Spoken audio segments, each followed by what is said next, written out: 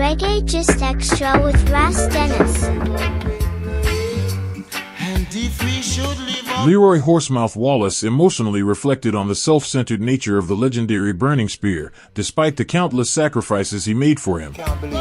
Speaking with I Never Knew TV, Horsemouth said Burning Spear's fury reached a boiling point when he noticed Horsemouth's boot, where he kept his belongings, and in a fit of rage, he tore it to shreds. Horsemouth, fueled by a mix of frustration and disbelief, approached him and delivered a swift punch that sent Burning Spear crashing to the ground. In that moment, Horsemouth couldn't fathom how he had sacrificed so much for someone like Burning Spear. He recalled the times he brought food to him in rural Jamaica, the lengths he went to vouch for him at Studio One to bypass the audition process, and how he featured him in the film Rockers. This was despite Burning Spear's insistence that he wouldn't take part if Wadada, one of his former backup singers, was involved. Horsemouth's commitment to helping him stood in stark contrast to what he perceived as Burning Spear's ingratitude.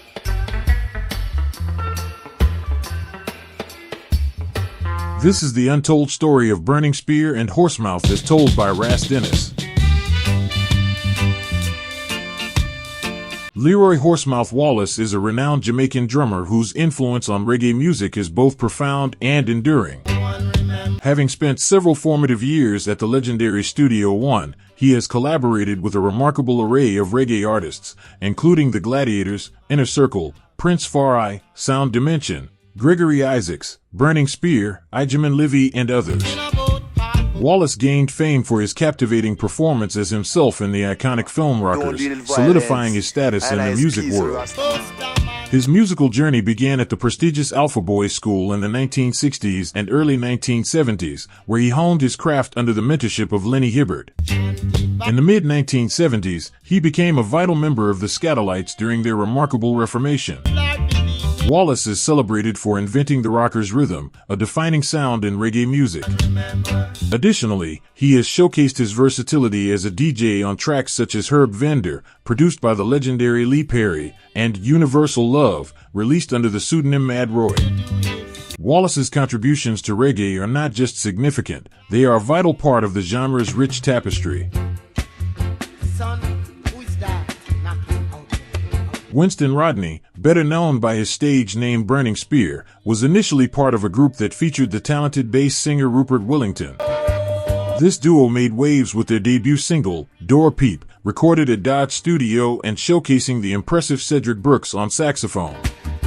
The addition of tenor Delroy Hines transformed them into a trio, leading to a string of successful singles and 2 influential albums for Dodd.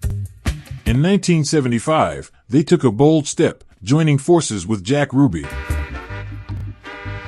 Their first collaboration with Ruby, the groundbreaking track Marcus Garvey, was originally meant exclusively for Ruby's high-power sound system in Ocho Rios. However, its unexpected release as a single sparked an immediate sensation, followed by the powerful anthem Slavery Days. These iconic recordings were brought to life by the remarkable backing band The Black Disciples, featuring gifted musicians like Earl Chinna Smith, Valentine Chin, Robbie Shakespeare, and Leroy Wallace.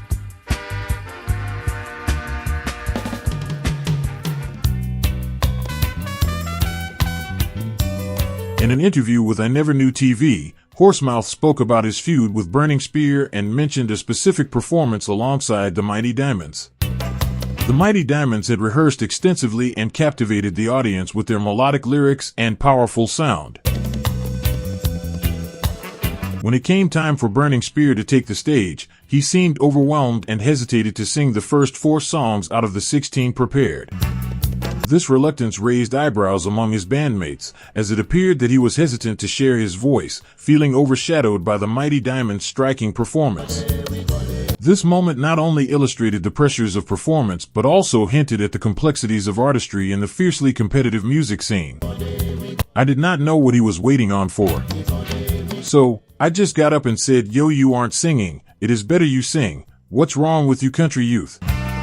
You've gotten too big now, sing if you're going to sing.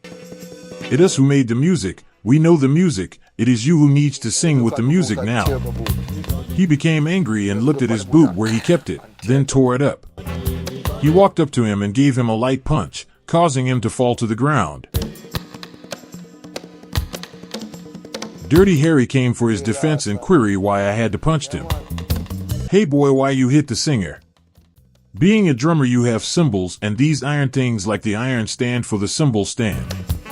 I started to swing the iron stand after them and he said he was not singing with me again. Horsemouth returned to his hotel while they searched for a drummer. That was so crazy. How could you find a drummer to replicate the beat of our culture? Horsemouth asked.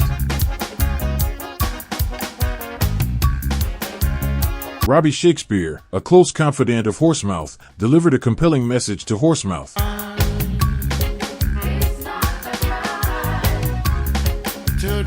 Bossy, they searched high and low for someone to take your place, even bringing in around 20 different individuals, but none could fill your shoes.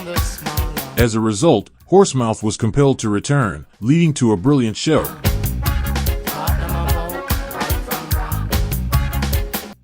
Since that fateful day, Burning Spear refused to work with him again, and Horsemouth mirrored those sentiments, choosing not to cross paths with Burning Spear any longer. So we got homeway child.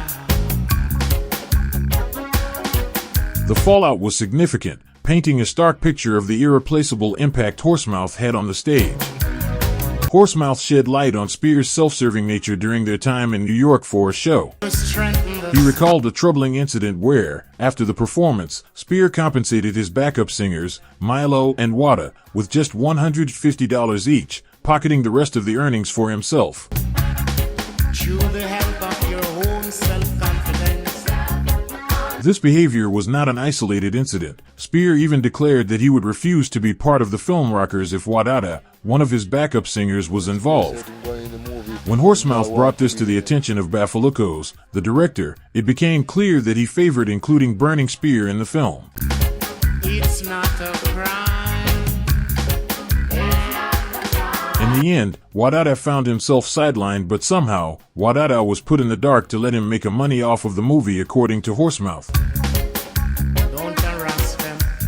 I love them. That's it for this episode, and thank you for watching. Don't forget to subscribe, give a thumbs up, and leave a positive comment in the section below, and I'll see you again very soon for another interesting video. Many thanks for watching Reggae Just Extra with Ras Dennis.